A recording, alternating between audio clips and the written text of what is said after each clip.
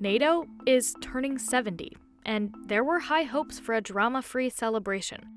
But this year's summit turned out to be a little more complicated than expected. Macron said that the alliance was experiencing what he called brain death. You just can't go around making statements like that about NATO. It's very disrespectful. Nobody needs NATO more than France. As tensions within the alliance keep playing up publicly, the North Atlantic Treaty Organization is having a bit of an identity crisis. I don't think we're looking at the imminent breakup of NATO. What we're seeing at the minute is a debate about what the alliance is going to be in the next 70 years. The big question for NATO today is, does it need to change to remain relevant? NATO's banner flies proudly. NATO has evolved over time, from a 12-member group formed in 1949 and focused on protecting Europe from the Soviet Union, to the 29-member global security organization it is today, conducting a range of security missions around the world.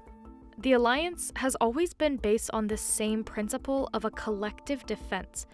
An attack on one member country is an attack on all allies. The benefits are enormous. You're in NATO and your country is attacked, then all of the other countries are bound by treaty to come to your defense as well. Here's where things get tricky. The concept of a collective defense rests on the idea that everyone is on the same page about who the enemy is. In the early days, the enemy was clear: the Soviet Union. Since the foundation of the North Atlantic Treaty Organization, the communists have gained not 1 foot of new territory in Europe. Today, it's not so simple. I think the main fundamental shift is this big question that Macron has brought up. So, is Russia our enemy? No is his answer. Is China our enemy? No is his answer. I suppose then the question from the other allies is, well, what are they? One way the organization is evolving is by shifting some of its resources to things like cybersecurity and space. But that collective commitment to defense costs money, and money has become a big reason for tensions.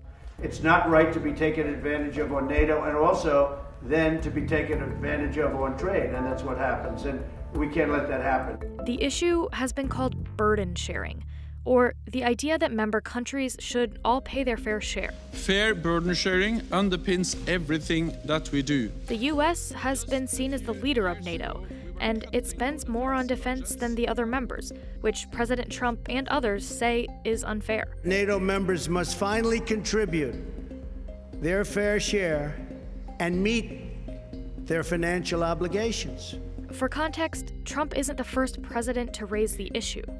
Everybody's got to step up and everybody's got to do better. But he is the first to suggest he might not defend some NATO allies if they don't pay up.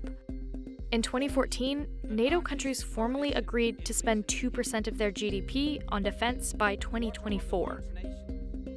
In 2016, only 4 of the 29 allies were spending that much. Now, the White House says that number's up to 9. Still, there's no penalty if countries don't make the guideline, and not everyone is expected to reach the 2% by 2040. There's been an impetus, again, to start investing in defense. It's very expensive. You have to take money away from things like hospitals and schools, which is not necessarily popular. So that's been difficult for governments. Different countries have different priorities. Some are more willing to invest in defense than others. And those rifts are a manifestation of fundamental disagreements over how the alliance should operate. Just take Trump's decision to pull US troops out of Syria. Turkey, which is also a NATO member, moved into the region. This all happened without consulting NATO allies, and NATO members were split on how to respond. NATO plays things very cool. They are an alliance of 29 countries. Over the years, NATO has become very good at balancing the interests of all of those countries. Certainly Macron's comments have shaken up what would have been what they hoped to be a more sedate affair.